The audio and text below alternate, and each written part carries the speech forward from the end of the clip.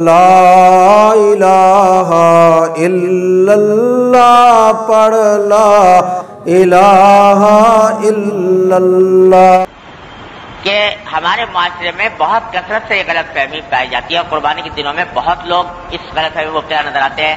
ان کے سوالات سے اندازہ ہوتا ہے یوں سمجھتے ہیں کہ باپ نے کر لیا تو بس بیٹے کی طرف سے بھی ہو گئی اور شوہر نے کر لی تو بیوی کی طرف سے بھی ہو گئی.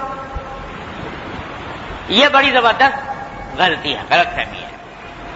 دیکھو جس طرح باپ کے نماز پڑھنے سے بیٹے کی نماز ادا نہیں ہوتی یا ہوتی ہے کہ بس باپ پڑھ لے تو بس بیٹے کی چھٹی, یا شوہر کی نماز پڑھ لینے سے بیوی کی نماز ادا نہیں ہوتی.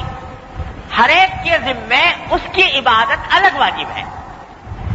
زکوٰۃ باپ کے ادا کرنے سے بیٹے کے لیے ادا ہوتی, شوہر کے ادا کرنے سے بیوی کی ادا نہیں ہوتی.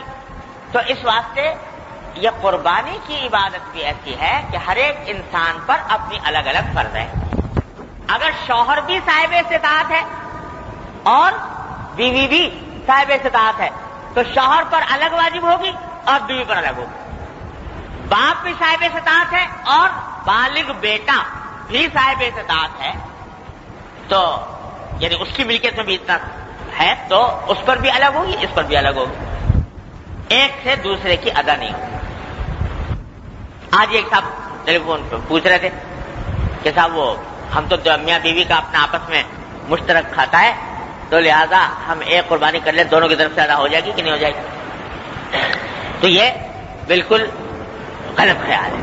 ہر ایک اپنی فرائض کا خود ذمہ دار ہے, وہ باپ ہو یا بیٹا ہو, شوہر ہو یا بیوی ہو, ہر ایک کو اپنی ادا کرنی ہے.